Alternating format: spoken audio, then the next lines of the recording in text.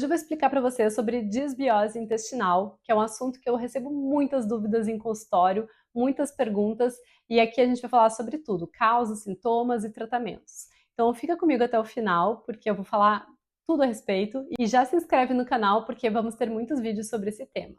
Mas então, para começar, o que é a disbiose intestinal? Então, basicamente, é quando tem um desequilíbrio entre as bactérias e micro-organismos que vivem no nosso intestino. Então, quando tem uma desorganização, a gente vai para uma disbiose. O oposto disso seria uma eubiose, que é quando está tudo ótimo. E eu aposto que se vocês têm mais ou menos a mesma idade que eu, aí entre 30 e 40 anos, ou até um pouco mais, vocês devem ter bastante medo das bactérias, né? Porque a gente sempre viu bactérias como algo ruim. Mas não se preocupem, as bactérias que moram ou deveriam morar no nosso intestino, elas não só são importantes, como são extremamente vitais à nossa saúde, e eu vou explicar mais a fundo. Essas bactérias atuam na nossa digestão, na absorção de vitaminas, na proteção de doenças e até regulam o nosso sistema imunológico. Então a gente tem uma parceria mesmo com esses micro-organismos e tem até alguns estudos que perguntam se são as bactérias que moram no nosso intestino ou se nós estamos vivendo para ajudar essas bactérias a viver. Claro, brincadeiras à parte, isso é realmente um ponto bem curioso, bem interessante de pensar que nós temos mais células bacterianas vivendo no nosso intestino do que células do nosso próprio corpo. Então a gente vive mesmo essa parceria com os nossos micro-organismos. E eles não são só as bactérias, também tem os fungos, os protozoários. E nesse campo de vários elementos, nós temos nosso microbioma intestinal. Então, a microbiota é relacionada às bactérias, mas o microbioma é todos os agentes envolvidos. E então, como é que funciona? A gente dá alimento para eles a partir do que a gente consome e eles nos dão esses benefícios de volta. Isso é quando a gente está num ponto positivo, né, na eubiose, quando os nossos micro-organismos estão aí em harmonia. Inclusive, eu vou deixar aqui uma figura, que eu acho bem legal de mostrar para vocês, que mostra como se fosse um corte do intestino em todas as camadas. Então, a gente tem a camada do lúmen, depois a gente tem uma camada de bactérias e de muco que protege o nosso intestino. Depois nós temos as nossas células intestinais, que estão ali bem grudadinhas, bem funcionais, conseguindo entender o que a gente está consumindo, o que deve entrar para dentro da nossa circulação sanguínea. Logo após, nós temos a lâmina própria, que é uma parte do nosso intestino cheia de células brancas, de agentes de defesa, que está ali regulando o que entra e o que não entra. Então, é uma forma da gente não deixar entrarem toxinas, bactérias mais patogênicas ou qualquer outro ponto aí que não deveria estar entrando na nossa circulação sanguínea. E, por fim, sim, a circulação sanguínea. Mas quando esse equilíbrio é quebrado, a gente vai daí para a disbiose. E aí, o quadro é outro. Vou mostrar aqui para vocês também como bagunça. Vocês veem aqui que a barreira de muco já fica toda mal formada, que as células intestinais começam a inflamar e começam a se separar. Isso começa a causar o que a gente chama de leaky gut, que é intestino hiperpermeável. Começam a entrar agentes invasores, toxinas, componentes que não deveriam estar entrando na nossa circulação sanguínea.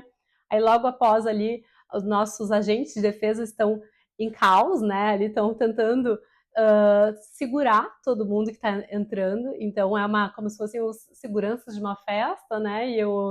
E as pessoas que não deveriam estar entrando tentando invadir. Então vira realmente um ponto de inflamação, uma situação negativa para o nosso organismo.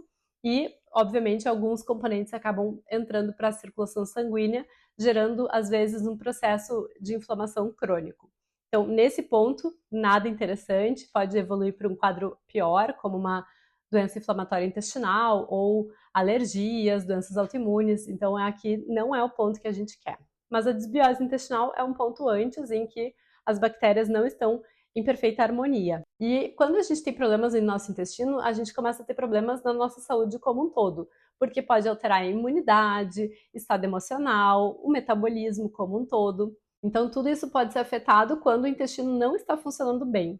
E sim, mesmo que você não esteja tendo sintomas intestinais óbvios, é importante cuidar da sua microbiota. Agora, falando em sintomas, muita gente associa a disbiose com sintomas intestinais, como gases, constipação e diarreia, que podem sim ser alguns sintomas de disbiose intestinal, mas também esse desequilíbrio pode se manifestar de outras formas, como dores de cabeça mais frequentes, dificuldade de absorver nutrientes, problemas nas articulações, ou até mesmo questões emocionais, como ansiedade e depressão. Então, como podemos tratar a desbiose? E o ponto de partida é sempre a alimentação. Não adianta a gente focar só em macronutrientes, como proteínas, carboidratos e gorduras, se vocês não estão pensando na alimentação das boas bactérias do intestino de vocês. E essas bactérias, elas se alimentam de fibras, então de alimentos vegetais. E aqui entra uma crítica enorme a uma dieta carnívora, que as pessoas acham que só comer carne seria bom para a saúde delas. De forma alguma. A gente precisa consumir alimentos ricos em fibras, que estão somente nos alimentos vegetais. Então a gente precisa pensar numa dieta bem equilibrada, rica em fibras, em alimentos naturais, com bastante vitaminas, minerais, e evitar, claro, os alimentos que são processados, cheios de aditivos, corantes, conservantes, porque esses sabidamente prejudicam a microbiota. O excesso de gorduras, especialmente saturadas e trans, e excesso de proteínas também pode alterar a microbiota. Então, atenção aí, o pessoal da maromba, que só pensa em bater os macros, só pensa em fechar proteína, vocês podem estar alterando bastante a microbiota intestinal de vocês. E como eu falei que nós temos trilhões de bactérias no nosso intestino, quanto mais variada for a nossa alimentação, seja em frutas, verduras, grãos, melhor.